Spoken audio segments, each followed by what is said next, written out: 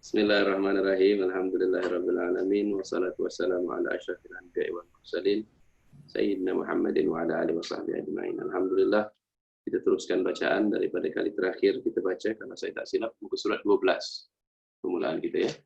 Nah, jadi balasan amal. Di awal sini muka surat 12 Imam Haddad atau diterjemahkan di sini oleh Al-Habib Ahmad bin Sumaid, bahwasanya orang-orang yang mempunyai hati yang bersih suci dan pemikiran yang lurus sehat telah pun meyakini bahwa mereka sekalian akan diberi balasan terhadap amal yang mereka kerjakan dan mereka akan menuai hasil tanaman yang mereka bercocok tanam. Sebelum saya teruskan, kita harus perhatikan bahawa kitab karangan Imam Abdullah bin Alawi al-Haddad ini yang dikarang dalam bahasa Arab, yaitulah bahasa Al-Quran, menggunakan istilah-istilah yang memiliki makna yang sangat tepat, yang memiliki makna yang sangat dalam. Terkadang apabila dia diterjemahkan dalam bahasa Melayu kita, kita mungkin terlupa bahawa ada ketirisan makna yang boleh jadi berlaku. Ya, umpamanya, macam mana tadi saya bacakan, sepintas lalu, ya, orang yang mempunyai hati yang bersih suci dan pemikiran yang lurus sehat. Seakan-akan itu adalah perkara yang biasa. Tapi kalau perhatikan dalam bahasa Arabnya dikatakan zawil ataupun ulul qulub as-salimah, iaitu terjemahan sebagai orang yang memiliki hati yang suci. Dan pemikiran yang lurus sehat pula adalah terjemahan daripada al-uqul al-mustaqimah. Kalau kita perhatikan di sini dua istilah ini, dia memiliki makna yang sangat dalam. Lebih-lebih lagi apabila kita perhatikan Imam Abdullah bin Alawi al-Haddad sendiri, yang kehidupannya itu merupakan penghayatan daripada Al-Quranul Karim sendiri dan sunnah baginda Nabi sallallahu alaihi wasallam. Jadi perlulah untuk kita terangkan sedikit apa yang dimaksudkan dengan hati yang bersih suci. Lebih-lebih lagi barangkali kita telah hilang makna hati pada zaman kita sekarang ini, sebab hati pada masa kita ini selalunya disifatkan sebagai asal punca perasaan, yakni hati itu merujuk kepada cinta, rindu, sayang dan sebagainya. Akan tetapi dalam bahasa Arab, ya, ulul qulub as-salimah, ya, al-qalb itu adalah merupakan suatu alat ruhaniyah, yang mana ia boleh meneroka ataupun menerajui makna-makna yang ruhani sifatnya. Termasuklah ia boleh memahami perkara-perkara yang bersifat dzauqi, yakni yang merujuk kepada pengalaman ruhaniyah, dan ialah juga yang merupakan tumpuan Allah Subhanahu wa taala, yang mana dengannya insan boleh mengalami pengalaman-pengalaman ruhaniyah. Sebab itu kata Syekh Abdul Samad Palembang dalam kitabnya Syiarus Salikin, hati itu, yakni qalb itulah yang dirujuk oleh Allah Subhanahu wa taala apabila Allah Subhanahu wa taala berfirman kepada manusia. Dan lagi pula, qalb itulah juga yang memiliki segala macam keajaiban yang kemudian disyarahkan dengan cukup panjang lebar oleh Imam Al-Ghazali dalam salah satu daripada kitab Ihya, kitab Ajaibul Qalb. Tetapi paling kurang pun bagi kita adalah untuk memahami bahawa orang yang memiliki hati yang bersih suci ini, antara ciri-cirinya adalah dia bersangka baik terhadap orang. Orang yang hatinya bersih suci ini adalah yang bebas daripada dosa. Tetapi bebas dari dosa ataupun sering bertaubat, itu sebenarnya adalah natijah.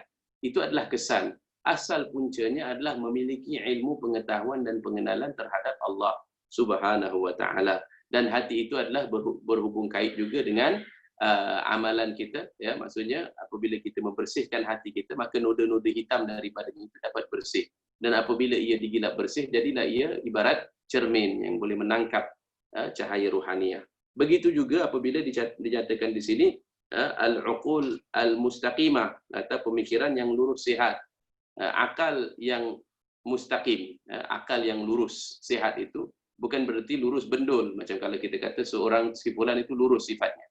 Tetapi kalau kita katakan akal itu mustaqim, maksudnya akal itu diguna pakai dengan cara yang betul bagi menanggap hakikat. Dan akal itu bukanlah sesuatu yang terpisah daripada kalbu, bahkan ia adalah bahagian daripada kalbu. Ya, akal itu adalah daya berfikir, daya merenung, daya mencapai sesuatu kesimpulan. Akan tetapi boleh jadi seseorang itu memiliki bahagian daripada akalnya tetapi hatinya mati. Sebab Allah Subhanahu wa taala menyatakan dalam Al-Quran misalnya, lahum qulubun la yafqahuna biha. Ada sekelompok manusia ini mereka memiliki hati tetapi tidak memahami dengannya. Yakni memiliki akal. Yakni dia boleh merenung perkara-perkara yang bersifat terpencil seperti hal ehwal fizik, matematik, hal ehwal sejarah. Dia boleh merenung hal ehwal runcitan dalam hal keadaan duniawi. Akan tetapi dia tidak memiliki pemahaman berkenaan hari akhirat, tidak memiliki pemahaman berkenaan jiwa insan. Seperti mana dalam Al-Quran Allah Subhanahu wa taala sebutkan dalam surah An-Najm berkenaan golongan yang mana Allah sifatkan mereka itu ya'lamuna zahiran minal hayatid dunya, iaitu mereka itu yang hanya mengetahui sisi zahir, sisi lahiriah daripada kehidupan di muka bumi, sedangkan tentang akhirat mereka ghafil. Dan inilah kenapa kita perlu untuk kita tanamkan di sini bahawa untuk memahami bahawa amal itu memiliki konsekuensi, amal itu memiliki natijah dan kesan yang tidak terhad kepada perkara duniawi semata-mata. Yakni untuk seseorang itu menghayati keutamaan keutamaan amal, dia mestilah memahami bahawa segala amal perbuatannya itu bukan sahaja meninggalkan kesan, meninggalkan dampaknya kepada dunia yang fana ini, akan tetapi ia dirakam. Dan rakaman itu bukan seperti rakaman duniawi yang nanti dimainkan di alam dunia sahaja. Ya, bahkan di alam dunia pun ada, meskipun ada rakaman-rakaman di sana sini, tidak mestinya niat kita itu dapat diketahui, tidak mestinya ia dapat disingkap. Akan tetapi rakaman yang berupa rakaman hakiki itu, ya, yang dirakam oleh rakib dan atid, ya, para malaikat, dan yang mendapatkan penyaksian Allah Subhanahu wa taala itu, yang dimaksudkan di sini menuntut orang yang memiliki hati yang sensitif terhadap hal ehwal sedemikian itu, mengetahui bahawa amal itu balasannya adalah melangkaui dunia yang fana. Pengetahuan seseorang itu perlulah mengenali akan sifat Allah Subhanahu wa taala yang sentiasa mengawasinya. Barulah bila mana kita memiliki asas-asas ini yang kukuh, bila pandangan alam kita jelas, barulah nanti kita akan meyakini. Dan yakin di situ adalah satu lagi daripada kata kunci. Mereka meyakini dengan akal yang sihat, yakni akal yang diguna pakai dengan cara yang betul, dengan hati yang terbimbing oleh wahyu, barulah mereka dapat mencapai derajat yakin. Yang dimaksudkan oleh yakin itu adalah, salah satu daripada maknanya adalah terhapusnya ataupun hampanya suatu hati itu daripada syak dan sangka. Ya, maksudnya bebasnya seseorang itu daripada syak dan sangka. Jadi maksudnya mereka bebas syak, bebas ragu tentang hakikat akhirat. Bebas syak, bebas ragu tentang makna diri mereka. Bebas syak, bebas ragu tentang pengawasan Allah Subhanahu wa taala. Barulah nanti mereka akan menuai hasil tanaman yang mereka bercocok tanam. Bahkan sebenarnya kalaupun mereka belum mencapai darjat yakin yang hakiki, Allah Subhanahu wa taala nyatakan umpamanya, ya, wasta'inu bis-sabri was-salah, dan minta tolonglah kamu kepada Allah Subhanahu wa taala dengan kesabaran dan dengan salat. Wa innaha, sesungguhnya salat dan sabar itu, atau berdoa dan sabar itu adalah lakabiratun. Ia sangat besar, yakni sangat berat. Ya, salat itu berat, berdoa kepada Allah itu berat, sabar itu berat. Illa 'alal khashin, Allah kata, kecuali bagi golongan yang memiliki sifat khusyuk, yakni sadar akan Allah Subhanahu wa taala. Dan di situ dinyatakan alladzina yadhunnuna, iaitu mereka yang memiliki yang meyakini, kalau kita terjemahkan, tetapi diguna pakai istilah zan di situ, iaitu memiliki kecenderungan yang sangat kuat bahawa mereka akan bertemu dengan Tuhan mereka dan bahawa mereka akan kembali kepadanya. Nah, jadi di situlah dinyatakan di sini bahawa yakin itu adalah punca kepada segala kebaikan. Bahkan Imam Al-Haddad dalam kitab dalam Al-Qasidah Ainiyah yang disyarah oleh Al-Habib Ahmad bin Zain Al-Habsyi menyatakan di situ bahawa al-yaqin huwa al-quwwatul iman, adalah kekuatan iman, iman yang sangat kukuh, yang kuat, sehinggalah dia membuahkan amal atau dia mengakibatkan penunaian amalan. Sebab itu di sini mereka ini yang telah yakin akan beberapa perkara yang tadi disebutkan, mereka akan diberi balasan. Bila mana mereka yakin, jadi mereka yakin pertamanya bahawa akan mendapat balasan terhadap amal yang dikerjakan dan mereka akan menuai hasil tanaman yang mereka bercucuk tanam, iaitu yang mereka tanam di sini dan mereka tuai di sana. Yang mereka amalkan di sini, yang ganjarannya mereka nikmati di sana. Baik. Jika perbuatan baik yang mereka lakukan, maka balasan baiklah yang mereka akan menerima. Jika amal bakti yang mereka kemukakan, balasan pahalalah yang mereka akan capai. Demikian pula sebaliknya, jika perbuatan jahat yang mereka kemukakan, maka balasan siksalah yang akan mereka tempuh kelak. Bagaimana boleh mereka tidak mengetahui atau tidak meyakini semua itu? Sedangkan mereka telah pun mendengar segala yang harus mereka mempercayainya dan membenarkannya daripada firman-firman Allah Subhanahu wa taala dan hadis-hadis Nabi sallallahu alaihi wasallam. Kedua-dua sumber ini telah pun memberikan gambaran-gambaran yang nyata untuk kita mengetahui serta meyakininya dengan sepenuh yakin. Kiranya kita tergolong orang-orang yang dilapangkan Allah akan dadanya dan diberikan cahaya pada hati. Baik. Lantaran itu, hendaklah anda membuka hati dan telinga untuk mendengar segala berita-berita itu. Moga-moga anda sedar dari kelalaianmu dan terjaga dari tidurmu, lalu anda pun segera berusaha untuk beramal bakti, agar anda terselamat di hari kemudian dari bencana-bencananya. Ya. Jadi perhatikan di sini, Imam Al-Haddad pada perenggan yang sebelumnya menyatakan tentang keutamaan memiliki hati yang bersih dan memiliki akal yang sehat, yang lurus. Kemudian di sini menyatakan pula bahawa akal dan hati itu diperkukuhkan. Ia menjadi teguh atau keyakinan itu membulat. Bilakah atau apakah caranya?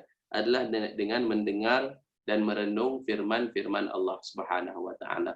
Sebab Allah Subhanahu wa taala sendiri dengan menurunkan tanzil atau mentanzilkan Al-Quran itu sendiri, menurunkan wahyunya kepada Nabi Muhammad sallallahu alaihi wasallam adalah merupakan satu penzahiran daripada rahmatnya yang sangat agung, yang sangat luhur. Kenapa? Sebab itu menandakan bahawa Allah berkenan untuk berkongsi kepada manusia suatu tanda, suatu alamat, suatu ayat yang sangat jelas menyatakan tentang dirinya. Yang sangat jelas yang memberitahu kepada insan akan tempat letak segala sesuatu. Menyatakan dengan secara jelas kepada manusia tentang pandangan alam yang hakiki. Sebab sekiranya tidak kerana tanzil dan wahyu, insan akan kekal meraba dalam kegelapan, dalam sangkaan akalnya. Ya, menggunakan segala daya yang dimiliki olehnya untuk mencapai hakikat, akan tetapi hakikat dan keyakinan itu tidak bakal kunjung tiba. Hanya sahaja ia terus meraba dalam kegelapannya. Kalaupun ia mencapai akan satu kesimpulan yang bersifat sementara, ia tahu bahawa kesimpulan itu nanti bakal diganti apabila ia memiliki maklumat-maklumat, butiran-butiran maklumat yang baru. Tak ada keadaan kehidupan yang menetap. Akan tetapi dengan panduan daripada wahyu, dan wahyu itu adalah cukup lengkap dari segi rahmatnya, kerana ia bukan sahaja Allah Subhanahu wa taala memperkenalkan dirinya di situ, memberitahu kepada insan akan siapakah diri insan itu, tetapi diberitahukan juga di situ apakah jalan kehidupan insan yang membuahkan kebahagiaan. Dan lebih banyak seseorang yang beriman itu membaca Al-Quran, akan lebih bertambah iman. Sesuai dengan firman Allah Subhanahu wa taala dalam suratul Anfal, Allah nyatakan di situ, alladzina idza dzukirallahu wajilat qulubuhum. Mereka ini yang beriman, apabila disebut nama Allah di hadapan mereka, hati mereka jadi jaga. Ini bergetar. Wa idza tuliyat alaihim. Apabila dibacakan kepada mereka, yakni telinga mereka mendengar, hati mereka mendengar. Zadathum imana. Jadi bertambah iman mereka. Bertambah di situ bermakna yakin mereka akan bertambah. Jadi dengan merenung ayat Al-Quran, yakni cuba memahami dan mentadabburinya, adalah jalan untuk memperkukuhkan keyakinan kepada Allah Subhanahu wa taala. Lebih-lebih lagi sekiranya kita membuka hati dan telinga untuk mendengar segala berita itu. Khususnya kita perdengarkan kepada hati kita akan azab neraka. Kerana Imam Al-Ghazali katakan tentang azab Allah Subhanahu wa taala ini ibaratnya adalah seperti api yang membakar bukhur, yang dengannya bauan harum akan keluar. Yakni apabila kita mendengar tentang azab itu akan menghidupkan hati kita. Yakni wangi-wangian itu adalah amal yang keluar daripadanya dengan keikhlasan. Ia membakar sifat-sifat mazmumah dan menghasilkan daripadanya akan sifat-sifat mahmudah. Begitu juga syurga, yang bila mana kita memasang telinga hati kita kepadanya, dia akan menghidupkan rasa rindu, rasa cinta kepadanya, rasa berahi terhadapnya. Begitu juga apabila menceritakan tentang Allah Subhanahu wa taala Tuhan kita, yang kita secara fitrahnya menyedari akan hubung kait yang sangat rapat di antara kita dan Tuhan kita itu. Ya, sebab itulah Al-Quran itu di antara wasilah ataupun prasarana yang paling kukuh untuk seseorang hambanya itu untuk mendekatkan diri kepada Tuhannya. Yang mana mukjizat itu adalah mukjizat yang masih kekal pada zaman kita sekarang ini pun.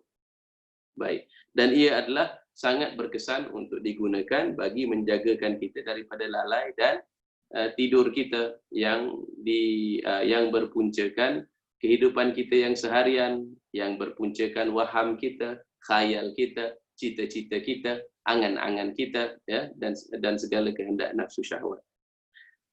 Kemudian Allah sesuai dengan firman Allah Subhanahu wa taala, yauma la yanfa'u malun wala banun illa man atallaha biqalbin salim. Di hari tiada berguna harta dan anak pinak kecuali orang yang mendatangi Tuhan dengan hati yang bersih. Allah Subhanahu wa taala telah berfirman lagi, walillahi ma fis samawati wa ma fil ard liyajziyal ladzina asa'u bima 'amilu wa yajziyal ladzina ahsanu bil husna. Dan kepunyaan Tuhan, ya, milik Tuhan segala apa yang ada di langit dan di bumi. Untuk dia, Allah, memberi balasan kepada orang-orang yang membuat jahat dengan balasan yang jahat. Memberi balasan kepada orang-orang yang membuat baik dengan balasan yang lebih baik. Lagi pula Allah Subhanahu wa taala berfirman, wa an laisa lil insani illa ma sa'a wa anna sa'yahu sawfa yura thumma yujzahul jazaa'al awfa wa anna ila rabbikal muntaha. Dan bahawa manusia itu hanya menerima balasan apa yang diusahakannya, dan bahawasanya hasil usahanya itu akan dilihatnya. Sesudah itu diberikan pula balasannya yang cukup, dan bahawasanya kepada Tuhanmu lah berakhir tujuanmu. Firman-Nya lagi, laisa bi amaniyikum wala amani ahli kitab may ya'mal su'an yujza bihi wala yajid lahu min dunillahi waliya wala nasira. وَمَنْ يَعْمَلْ مِنَ الصَّالِحَاتِ مِنْ ذَكَرٍ أَوْ أُنْثَى وَهُوَ مُؤْمِنٌ فَأُولَئِكَ يَدْخُلُونَ الْجَنَّةَ وَلَا يُظْلَمُونَ نَقِيرًا. Bukanlah keinginan kamu dan keinginan para ahli kitab, yakni bukanlah ia tergantung kepada keinginan kamu maupun keinginan para ahli kitab, bahawa sesiapa yang membuat kejahatan akan dibalas setimpal dengan kejahatannya. Kemudian dia tiada menemukan pelindung maupun penolong selain dari Allah. Dan sesiapa yang mengerjakan kebaikan, baik lelaki maupun perempuan, sedang ia di dalam keadaan beriman, maka orang itu akan memasuki syurga, sedang mereka tiada dianiaya barang sedikit pun. Ayat-ayat yang tadi baru kita bacakan, ya. Pertama, ya, yauma, ya, di situ hari. Ya, ini hari itu adalah suatu sukatan bagi suatu waktu yang nanti akan datang, merujuk kepada hari kebangkitan, hari mahsyar. Ya, yaitu adalah yang hak, kerana yang berkata itu adalah Tuhan yang hak. Dan Allah Subhanahu wa taala menyatakan akan adanya hari kebangkitan. Ya, istimewanya kita umat muslimin, umat yang menerima bimbingan wahyu, kita diberitahukan, ya, kita diberikan amaran daripada awal, ya, suatu sistem penggera misalnya. Ya, katalah kalau kita berikan contoh, kita duduk dalam sebuah negeri, yang mana negeri itu memiliki suatu sistem yang sangat canggih untuk mengenal pasti akan datangnya bencana-bencana, umpamanya tsunami, ya, atau yang sebagainya, yang sebagai dengannya. Jadi akan keluar sistem penggera itu menyatakan bahawa katalah air nanti bakal pasang, maka segeralah kita bila mendengar akan penggera itu, kita pun segera mencari tempat-tempat tinggi demi melindungi diri kita. Sekarang ini Allah Subhanahu wa taala, ya, telah memberikan kita amaran awal, ya, yakni amaran yang dalam pada memberikan kita waktu yang mencukupi. Akan nanti datangnya suatu hari itu, yang mana pada hari itu Yang memberi manfaat bukanlah harta maupun anak. Ya, sebab di atas muka bumi ini yang lazim memberikan manfaat itu adalah harta ataupun anak ataupun saudara mara.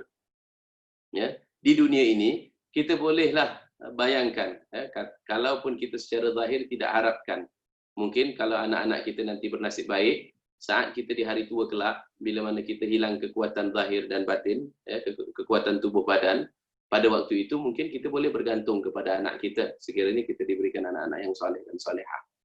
Atau kita mungkin lebih yakin kepada usaha kita menyimpan. Kita usaha menyimpan harta atau kita mengembangkan perniagaan kita, sebab di dunia ini perkara-perkara yang sedemikian itu memang membawa manfaat. Ya, ini bolehlah kita gunakan ya ini untuk hari tua supaya kehidupan kita nyaman dan aman. Akan tetapi di akhirat kedua hal ini tidak boleh dibawa ke sana. Ya, ini meskipun anak-anak kita juga akan dibangkitkan di sana. Akan tetapi yang memberi manfaat kepada seseorang itu adalah illa man atallaha biqalbin salim, kecuali yang datang kepada Allah Subhanahu wa taala dengan hati yang selamat atau hati yang bersih suci. Untuk hal ini sebab itulah alim ulama bil khusus yang menitik beratkan hal ehwal tasawuf atau penyucian hati, mereka banyak menerangkan tentang ciri-ciri qalbun salim itu yang mereka dasarkan pada Al-Quran, daripada hadis Nabi. Apakah ciri-cirinya, bagaimanakah merawatnya? Yakni dibangunkan suatu disiplin ilmu. Ya, seperti mana golongan yang mengkaji ilmu perubatan itu mengkaji tentang kesihatan manusia, ya, ciri-cirinya dan apakah sumber-sumber penyakitnya, bagaimana membuangnya, apakah pantang larang dan sebagainya itu, apakah latihan-latihan riadah yang boleh dilakukan untuk mengembalikan kesihatan tubuh badan, bergerak-gerak dan sebagainya. Begitu juga ya, alim ulama mereka mengkaji ya, daripada Al-Quranul Karim, daripada hadis-hadis Nabi SAW, dibangunkan suatu disiplin ilmu tentang bagaimanakah hati itu dapat disucikan. Dan sebab nilainya itu sangat besar. Nilainya di dunia adalah meraih ma'rifatullah. Dan tentunya di akhirat kelak ma'rifatullah itu akan dibalas dengan nikmat yang terala yang tiada tolak bandingnya, yaitu ru'yatullah fil akhirah, yaitu menyaksikan Allah Subhanahu wa taala di hari akhirat kelak. Yani yang membawa manfaat itu adalah hati yang qalbun salim. Jadi bertungkus lumuslah mereka berusaha untuk membersihkan hati mereka. Dan ayat yang kedua ini adalah terkadang manusia dalam kelalaiannya, ya, terkadang manusia dalam kelalaiannya menyangka bahawa dunia ini adalah medan baginya untuk mencari sebanyak-banyak keuntungan. Di dunia ini kiranya dia berusaha dengan keras, dia boleh hidup mewah.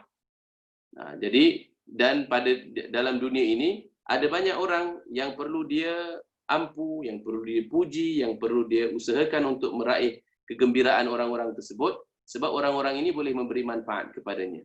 Akan tetapi Allah Subhanahu wa taala mengingatkan kita yang memiliki apa yang terdapat di antara langit dan bumi.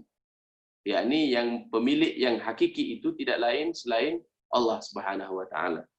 Dan lebih lagi daripada itu, kalau kita mempelajari dengan lebih halus, kita mengetahui bahawa yang berada di atas muka bumi ini adalah yang sementara, yang sirna, sementara yang di akhirat adalah yang kekal abadi.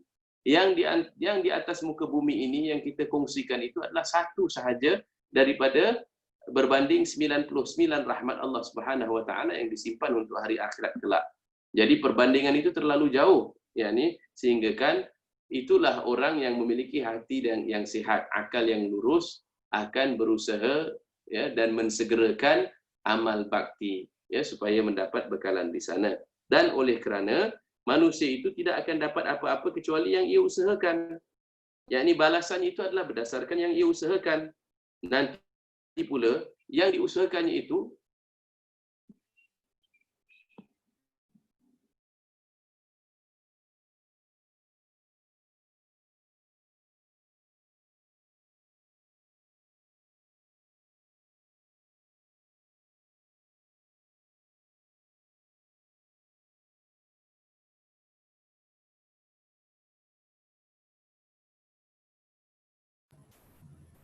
Ustaz, saya rasa Ustaz terputus daripada kita punya platform.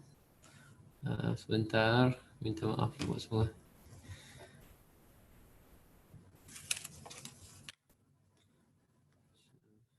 Tanya pada Ustaz.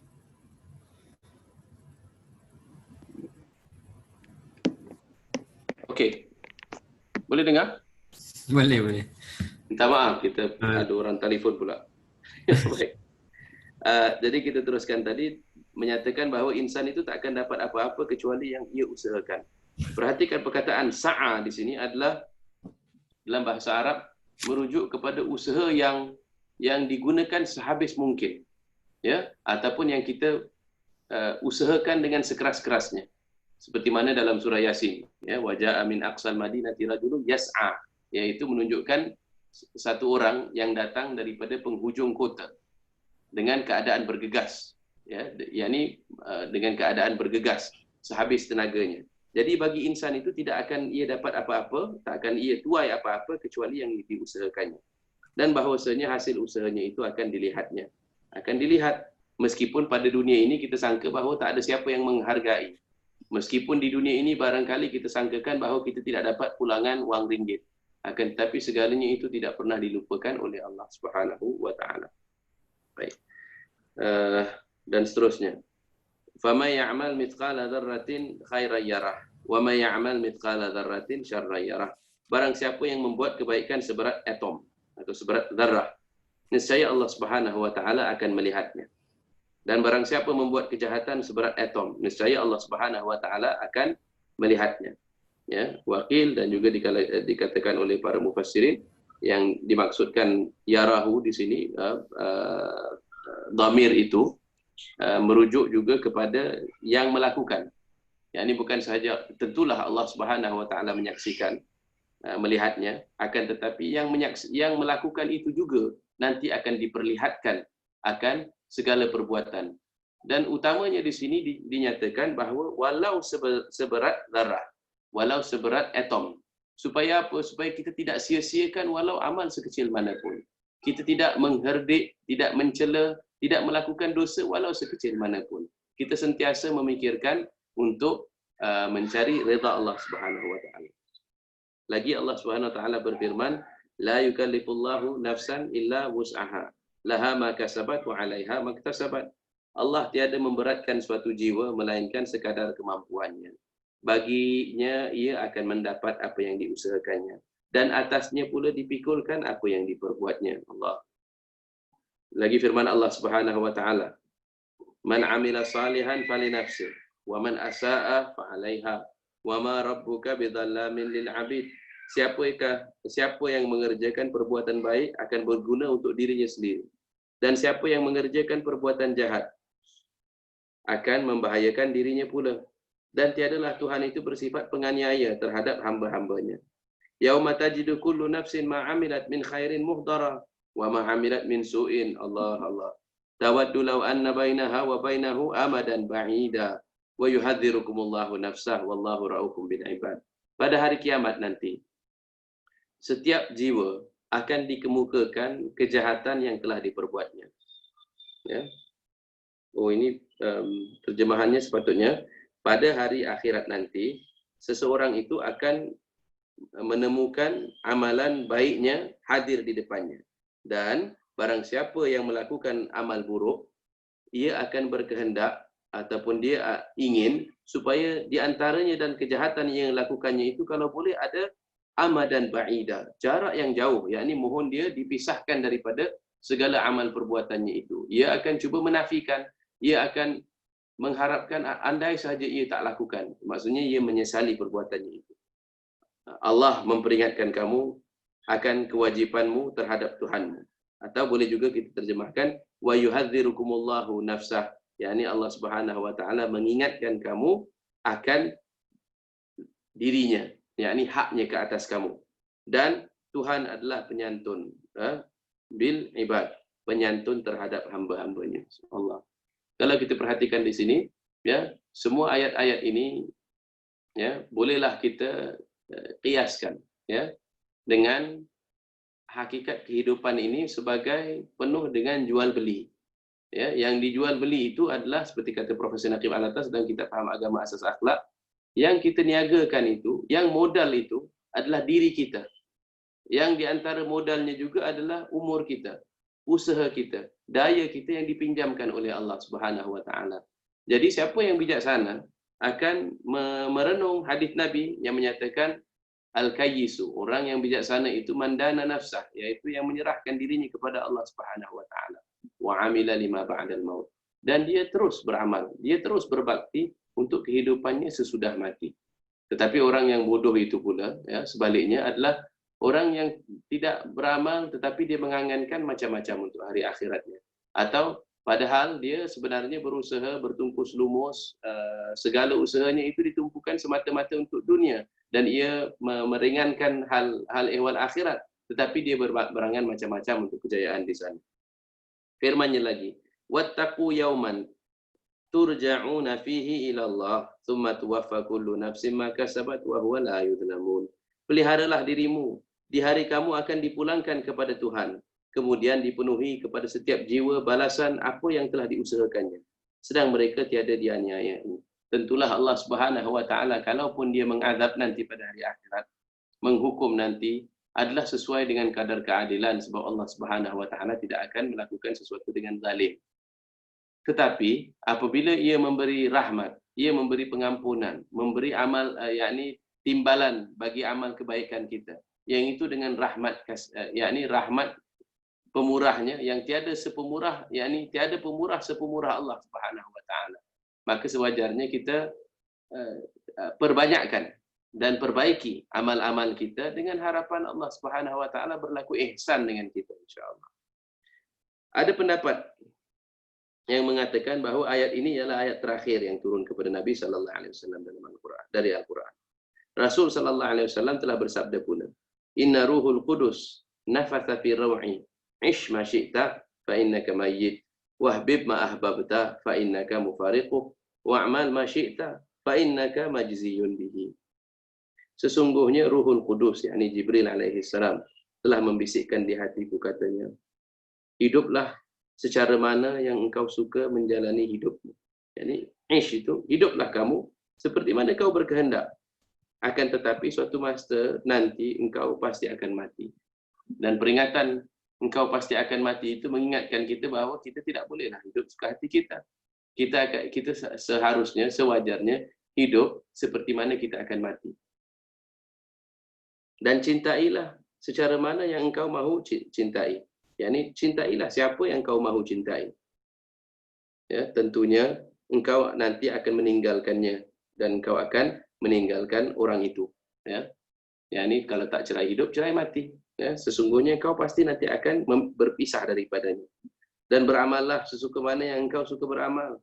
Nanti kelak engkau akan mendapat balasannya. Kalau kita renung di sini, ada banyak manfaat yang kita boleh dapat daripadanya, tentang bagaimana untuk kita adjust semula, kita susun semula, kita recalibrate, ya, maksudnya kita susun semula bagaimana cara kita nak hidup, siapa yang kita nak cintai, dan apakah amalan yang kita ingin lakukan dan yang kita pilih untuk diri kita.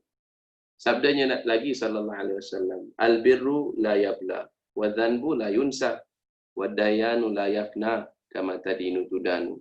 Amal bakti itu tidak akan terhapus, dosa pula tidak akan dilupakan, sedang Tuhan pelaksana pembalasan tidak akan binasa.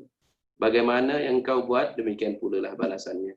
Bayangkan kita yang berada di atas muka bumi ini pun, pada zaman internet sekarang, kita tahu bahawa apa-apa yang kita upload, yang kita muat naik dalam internet itu, ya, sangat sukar ataupun hampir mustahil untuk dibuang, sebab sekali ia dah berada di situ, ia akan kekal di situ. Pun kita kalau sedar akan hakikat ini, kita akan lebih berhati-hati tentang apa yang kita akan muat naik. Apatah lagi amalan kita untuk hari akhirat, itu tak akan dilupakan, yakni tidak akan dipadam, kecuali ia boleh diampunkan oleh Allah Subhanahu wa taala sekiranya Allah Subhanahu wa taala berkehendak. Maka hendaklah kita menggunakan akal kita sebaik mungkin, yakni berfikir, menyusun. Kita hendaklah ada amalan-amalan seperti tafakkur, kita hendaklah ada amalan seperti muhasabah dan kita hendaklah ada amalan seperti muraqabah. Tafakkur itu berarti kita asingkan suatu waktu dalam satu hari untuk kita merenung daripada nikmat Allah, untuk kita merenung daripada amal perbuatan kita. Ya, kita renung, maksudnya daripada segi amal kebaikan bagaimana kita pada tingkatannya, amal keburukan bagaimana kita pada tingkatannya. Jadi bila kita lazimkan, kita wiridkan perkara-perkara yang sebegini dengan harapan insya-Allah Allah beri kita kekuatan untuk kurangkan daripada segala amal keburukan dan lebihkan daripada segala amal kebaikan. Telah bersabda Nabi sallallahu alaihi wasallam, sebuah hadis yang diriwayatkan dari Tuhan, ini sebuah hadis qudsi. Ya ibadi innama hiya a'malukum uhsiha lakum thumma ufikum iyyaha faman wajada khairan falyahmadillah wa man wajada ghaira dzalik fala yalumanna illa nafsah. Wahai hamba-hambaku, semua itu adalah amalan-amalan kamu yang aku perkirakannya untuk kamu. Kemudian aku akan memberi kamu balasannya. Sesiapa yang mendapat balasan baik, maka hendaklah ia mensyukuri Allah. Dan sesiapa yang mendapat sebaliknya, maka janganlah ia mencela kecuali dirinya sendiri. Sabdanya lagi, la tasubbul mauta fa innahum qad afdau ila ma qaddamu. Jangan sekali-kali kamu mencaci maki orang yang sudah mati, kerana mereka telah menyerahkan perkara mereka kepada apa yang mereka lakukan sebelumnya. Nah, ataupun boleh juga diterjemahkan di sini, sesungguhnya mereka telah melepasi apa yang kamu bakal lalui. Yakni orang kalau kita fikirkan ya, sebenarnya tentang hari kematian insan ini ataupun keadaan kita sama ada husnul khatimah atau sebaliknya itu, yang hanya mengetahuinya adalah Allah Subhanahu wa taala, meskipun tanda-tandanya diberikan. Yakni kata Al-Habib Ali bin Hasan Al-Attas dalam kitabnya Al-Khirtas yang merupakan syarah kepada Ratibul Attas, dia nyatakan di situ bahawa apakah rahasia husnul khatimah? Dia katakan rahasia husnul khatimah adalah husnus sabiqah. Yakni penghujung yang baik adalah mendapat pendahuluan yang baik. Pendahuluan yang baik itu berarti hidup yang baik. Hidup yang baik itu adalah hidup berteraskan iman, ilmu dan amal saleh. Tetapi bila kita katakan hal yang sedemikian, kita pun tak tahu. Boleh jadi ada seseorang itu bermula daripada landasan-landasan tadi itu. Akan tetapi mungkin keyakinannya belum keyakinan yang hakiki. Ataupun ia bermula daripada pergaulan yang baik, kemudian dia bergaul dengan kumpulan yang salah. Ataupun ia secara perlahan-lahan ia terlepas daripada bimbingan hidayah. Waliyadzubillah. Sebaliknya ada pula orang yang bermula daripada jalan penuh kesesatan. Yakni Al-Habib Ali bin Hasan Al-Attas ada beri contoh, dikatakan katalah ada sekumpulan manusia, yakni ahli sihir pada zaman Nabi Musa. Sepanjang hidup mereka hidup dalam keadaan syirik. Ya, yakni maksudnya tak ada dosa yang lebih besar daripada itu. Kemudian sudah mereka ditimpa dengan kesyirikan mereka itu, mereka pula berdepan dengan seorang Nabi Allah, Nabi Musa alaihi salam. Akan tetapi dengan asbab mereka bertarung sihir dengan mukjizatnya Nabi Musa alaihi salam, akhirnya mereka tewas, dan dengan tewasnya mereka itu menyerah diri mereka kepada Tuhan Musa. Walaupun mereka lepas itu diseksa dan sebagainya, akan tetapi mereka adalah satu kumpulan yang Allah zahirkan dalam Al-Quran untuk menyatakan bahawa ada kalanya orang-orang yang berasal daripada landasan salah itu boleh jadi nanti dia akan balik dalam husnul khatimah. Syaitan pula atau iblis adalah sebaliknya. Ya, dia dikatakan bahawa jin, dia daripada bangsa jin. Fafasaqa'an amri rabbi. Kemudian ia berontak, ia memberontak daripada perintah Tuhannya. Akhirnya ia yang sekian lama menyembah Tuhannya itu Allah balikkan, sehinggalah jadi dia syaitan yang terlaknat, yang direjam oleh Allah Subhanahu wa taala. Wa na'udzubillah. Di sini menunjukkan bahawa kita hendaklah bersungguh-sungguh mengharapkan husnul khatimah. Dalam Ratibul Haddad, Imam Haddad mengulang 7 kali, ya dzal jalali wal ikram amitna ala dinil Islam. Mohon supaya kita dimatikan atas agama Islam itu sendiri, ya, untuk menjelaskan di sini bahawa kita jangan mencaci maki orang yang sudah mati, orang yang telah pergi, meskipun katalah yakni yang dikatakan di sini adalah jangan mencela. Amma mengambil ibrah, itu adalah perkara hal yang lain. Ada suatu riwayat yang mengatakan bahawa setengah hamba sahaya memperoleh pangkat dan kedudukan lebih mulia dan lebih tinggi dari tuannya di dalam syurga. Ya, maka berkata Tuhan, si hamba sahaya itu kepada Tuhan, "Wahai Tuhanku, orang ini dahulu di dunia menjadi hamba kepadaku." Maka dijawab oleh Tuhan, "Aku membalasnya sesuai dengan amalannya." Di sini menunjukkan kita di dunia ini kita sangkakan kalau kita tidak jadi orang yang terkenal misalnya, kita tidak boleh buat amal soleh. Kita tak jadi orang kaya misalnya, kita tidak boleh buat amal soleh. Kita tak ada pangkat dan darjat, tak ada kuasa, kita tak boleh buat amal kebaikan. Padahal di sini menunjukkan bahawa seseorang itu pada apa sahaja kadar yang Allah letakkannya, asal sahaja ia menggunakan peluang yang sebaik yang ada Allah berikan padanya, boleh jadi ia akan mengatasi orang yang memiliki pangkat lebih daripadanya. Ya, telah berkata Sayyidina Ali karamallahu wajhah, dunia itu adalah tempat beramal dan tiada pembalasan di situ. Ini tiada ganjaran di situ. Manakala akhirat pula adalah tempat pembalasan dan tak ada lagi amalan di sana, tak boleh beramal lagi kita di sana. Maka beramallah kamu di tempat yang tiada pembalasan, untuk kamu menerima pembalasannya di tempat yang tiada amalan padanya. Berkata Al-Hasan Al-Basri rahimahullah, ya, Allah berfirman kepada penghuni syurga, "Masuklah kamu ke dalam syurga dengan rahmatku, dan tinggallah kamu kekal dan abadi di dalamnya dengan niat kamu yang baik, dan berkongsilah kamu segala kenikmatan yang ada di dalamnya." Boleh juga diterjemahkan yang berkongsilah kamu segala kenikmatan di dalamnya ini adalah darjat seseorang itu dibezakan di hari akhirat, ya, adalah kerana kerana pada kadar amalnya. Itu saya rasa yang lebih tepat kalau kita merujuk kepada bahasa Arabnya. Yani hamba Allah Subhanahu wa taala itu memang tidak boleh tidak. Yani kerana rahmat Allah lah sahaja dapat seseorang itu masuk syurga. Yani prasyarat masuk syurga. Ada orang yang mungkin pada zaman kita ini menggunakan hujah ini secara salah. Dia kata, kalau kita masuk syurga Allah Subhanahu wa taala kerana rahmatnya, ya, jadi kenapa harus kita beramal? Akhirnya kita amal macam gila pun dikatakan, yang masukkan syurga itu kan rahmat Allah. Jadi kenapa kita perlu sibukkan yakni kita perlu sibukkan di sana itu kita beramal atau tidak? Jadi Allah Subhanahu wa taala sendiri jawab pertamanya, wa rahmatallahu qaribun min muhsinin. Rahmat Allah itu, ya, yakni untuk dapat rahmat Allah itu, rahmatnya qarib, dekat dengan orang-orang yang berlaku ihsan. Satu, itu jawapan yang paling jelaslah.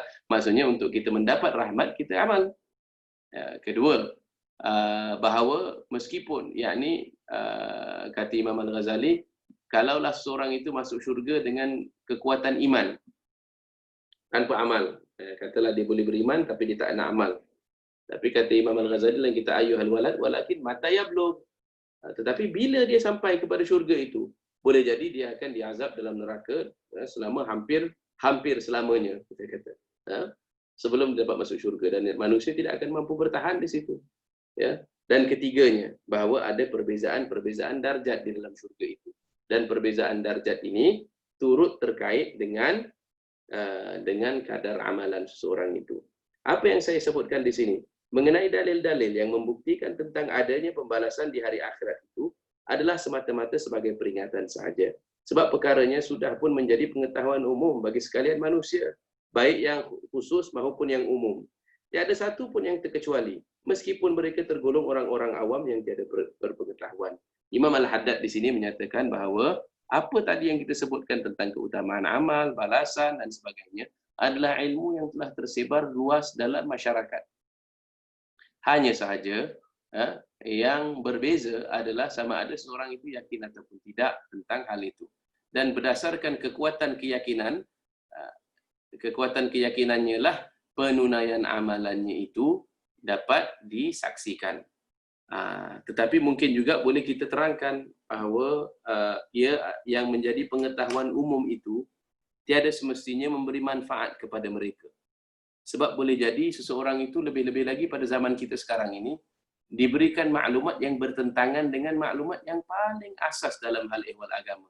Imam Al-Haddad sendiri pun menyebut dalam kitab ini dan kitab yang lain tentang khasnya kitab Da'watut Tammah, kita yakni 300 tahun yang dahulu di Hadramaut, Imam Haddad menyatakan bahawa kita hidup dalam satu zaman yang mana masyarakat boleh jadi tidak mengetahui hal yang paling basic dalam fardu ain, yakni tentang Tuhan, yakni tauhid, tentang akhirat, yakni tentang rukun-rukun iman, mereka tidak mengetahuinya dengan jelas.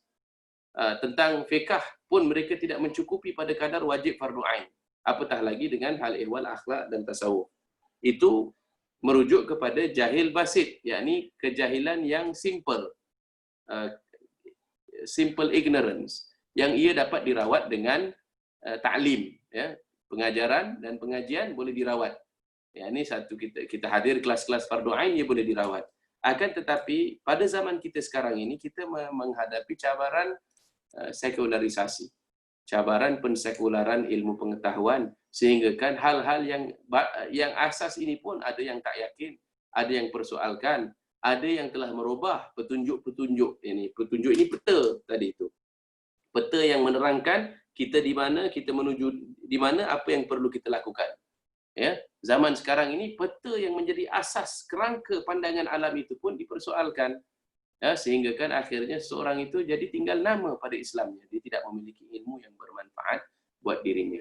Baiklah, itu insya-Allah sedikit sebanyak daripada perkongsian kita pada malam ini. Kita pun sudah sampai jam 10.22, sepatutnya 10 suku saya dah berhenti untuk ambil soalan-soalan yang ada ingin diajukan.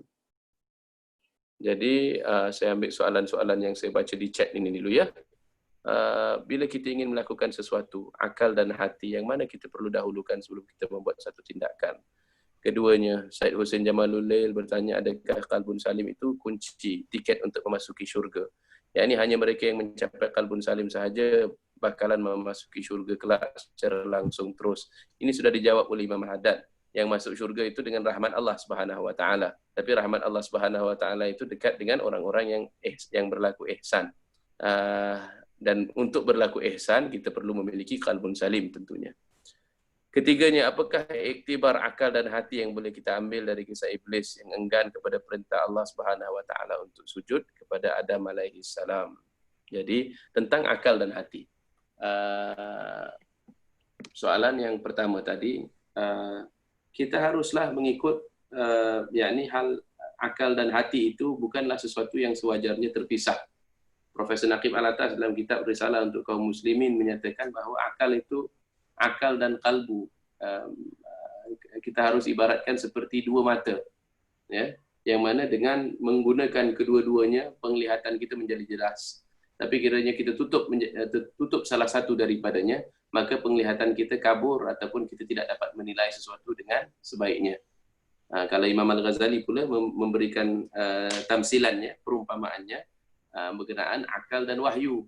Yani wahyu itu ibarat sinaran surya, cahaya mentari, cahaya matahari. Kalbu kita atau akal kita ini adalah ibarat mata kita. Yani kalau dipejam matanya pun tak dapat lihat, kalau tidak kalau cahaya matahari itu pun tak ada pun kita tetap bergelap. Maksudnya hendaklah kita kembangkan akal kita itu berdasarkan acuan wahyu. Acuan wahyu itu didapati daripada bacaan Al-Quran tentunya, menghayati pengajian tafsir, dan juga tentunya mengaji hadis-hadis baginda Nabi sallallahu alaihi wasallam. Itulah ilmu ini adalah cahaya, ya. Sifat ilmu itu sendiri menerangkan akan tempat letak segala sesuatu. Barulah kita kata nanti berpandukan akal ataupun kalbu tak menjadi masalah.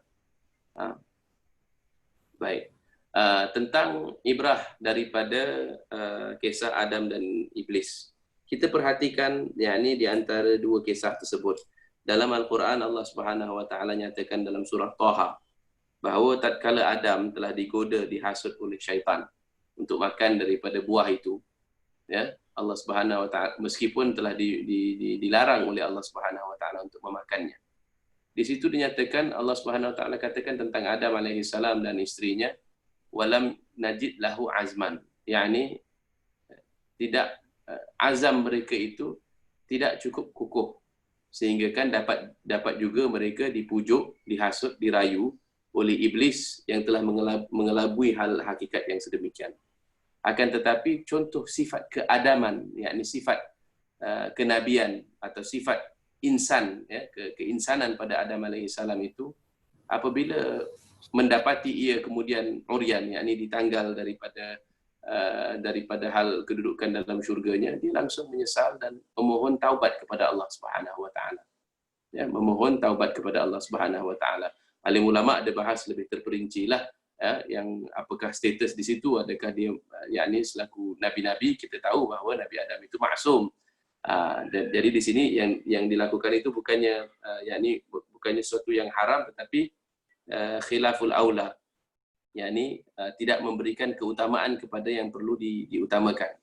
Walhasil, tetapi yang lebih ingin saya highlight di sini, yang lebih saya ingin utamakan di sini adalah sifat anak-anak Adam yang kita ingin ikuti ayahanda kita Nabi Adam alaihissalam itu adalah apabila kita mendapati diri kita melakukan kesilapan, dan manusia itu pastinya melakukan kesilapan atas sebab kelemahan akal, hati dan sebagainya, kita langsung memohon kemaafan kepada Allah Subhanahu wa taala. Maka Adam itu tidak pernah ingkar, kepada Allah Subhanahu wa taala. Ya, berbeza halnya dengan iblis, ya, laknatullah alaih. Iblis itu apabila disuruh perintah, ya, secara sedar ia aba wastakbar. Ia berontak, dan ia menyombong, tidak mahu ia melakukan perintah Allah Subhanahu wa taala, yakni secara jelas ia tentang akan perintah Allah. Dan kemudian apabila ia diusir daripada syurga pun, ya, meskipun telah sekian lama ia menikmatinya, meskipun ia memiliki pangkat sebelumnya, ia mengetahui nikmat-nikmat itu, sanggup ia berterusan dalam keadaan dendamnya kepada Adam, sanggup ia dalam kesombongannya, hasad yang terdapat pada dirinya itu, untuk tidak bertaubat pada Allah Subhanahu wa taala, tidak pernah memohon ampun kepada Allah Subhanahu wa taala. Itulah perbezaan utama yang ketara di antara dua kisah ini, di antara hati yang lembut, hati yang tunduk patuh kepada Allah dengan hati yang sombong. Yang satu masih mungkin untuk dirawat, yang satu mustahil. Dalam kitab Al-Qirtas, ya, yang tadi disebutkan karangan Al-Habib Ali bin Hasan juga ada menyebutkan, ini sebagai faedah, ya, bahawa sebenarnya kiasnya iblis itu pun salah. Apabila iblis menyatakan bahawa aku diciptakan daripada api dan dia diciptakan daripada tanah, maka api itu baik daripada tanah. Tiada semestinya api itu lebih baik daripada tanah. Kata Al-Habib Ali bin Hasan dalam kitab itu, yang menakal daripada kalangan ulama lain, bahawa pertamanya, beza sifat api dengan tanah, tanah itu memecah belahkan. Api itu memecah belahkan. Tanah itu mengukuhkan. Api itu merosak, ya, api itu merosak dan menghancur dan mengeringkan. Tanah itu pula mengekang air dalamnya, kemudian menumbuhkan tumbuhan. Maka di situ sendiri kita lihat bahawa sifat tawaduk itu ada hubung kaitnya dengan pakaian zahir kita. Ya, meskipun kita ini bukanlah tubuh zahir kita semata-mata, tetapi pakaian zahir kita itu adalah merupakan pribadi Adam alaihissalam yang merendah dirinya, yang tidak sombong, yang memiliki sifat-sifat ciri-ciri kenabian, ciri-ciri keinsanan yang hakiki. Ada lagi?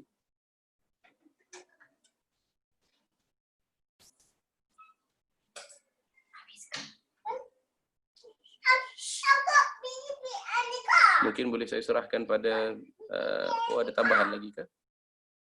Kadang-kadang melatih akal tidak melatih hati. Bagaimana hendak dilatih kedua mata ini? Adakah ini kerana bahan bacaan? Baik, melatih akal tanpa melatih hati. Sebenarnya kedua-duanya perlu, yakni dalam faham insan, yakni faham insan dalam tradisi keilmuan Islam, tradisi keagamaan Islam itu, ruhani dan akali itu tidak terpisah, sebab insan itu memang difahami sebagai meskipun esa sifatnya memiliki sifat, yakni hakikatnya, tetapi memiliki sifat-sifat ini. Termasuklah, yakni kalau kita perhatikan dalam sunnah-sunnah Nabi, jasad dan tubuh pun juga dilatih. Yakni kalau kita perhatikan ada yang disebut ummahat al-fadail, tentang iffah, tentang syaja'ah, yakni keberanian dan sifat timbang rasa yang merujuk kepada syahwat yang terkawal, sifat kebijaksanaan dan juga keadilan.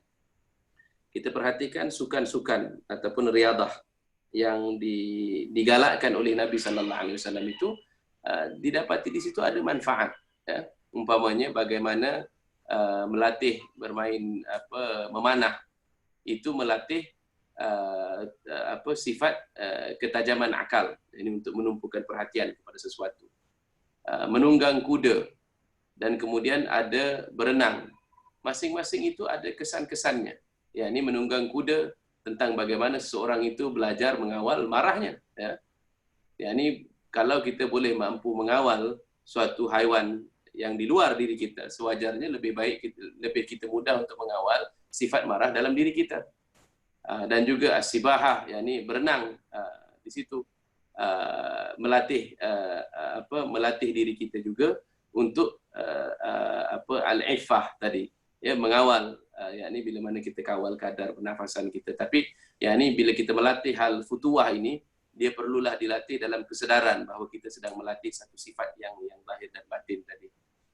Dan lagi pula bila mana kita sebut tentang hal ihwal, melatih hal hati itu, daripada kecil lagi, yakni ataupun daripada kitab-kitab alim ulama khasnya dalam bidang tasawuf, mereka sudah pun melatihkan apakah latihan, yakni telah memulakan kita untuk melakukan beberapa latihan. Antaranya zikrullah, yang mana zikrullah itu dan juga amalan seperti membaca qasidah, amalan seperti mengamalkan yakni selawat dan mengadakan majlis maulidun nabi. Itu kan adalah bertujuan untuk membentuk kecintaan terhadap Nabi sallallahu alaihi wasallam dan membentuk kecintaan terhadap orang-orang saleh juga. Seperti mana bacaan Al-Quranul Karim itu sendiri dengan menyatakan sifat-sifat sempurna yang dimiliki oleh beberapa manusia, itu mencenderungkan kita kepada yang indah, mencenderungkan kita kepada akhlak yang baik. Itu semuanya di antara latihan-latihan yang telah digariskan dalam amalan ulama kita. Baik, adakah saya sudah jawab yang soalan-soalan itu? Baiklah, kalau tak ada apa-apa, saya serahkan pada Husin semula insya-Allah untuk tutup majlis kita. Khair, jazakallah khair Ustaz, atas perkongsian yang diberikan tadi dan soalan-soalan, jawapan-jawapan yang diberikan tadi juga. Alhamdulillah. Saya kira kita akan tutup di sini saja majlis kita. Saya punya internet kurang stable, jadi mungkin saya kurang didengari, saya pun tak pasti.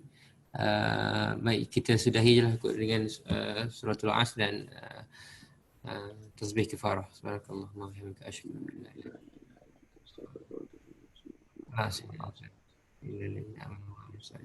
anta. InsyaAllah minggu depan kita akan bertemu lagi dengan sesi yang keempat, InsyaAllah, waktu dan lokasi yang sama lah, InsyaAllah. Jazakumullah khair. Assalamualaikum warahmatullahi wabarakatuh.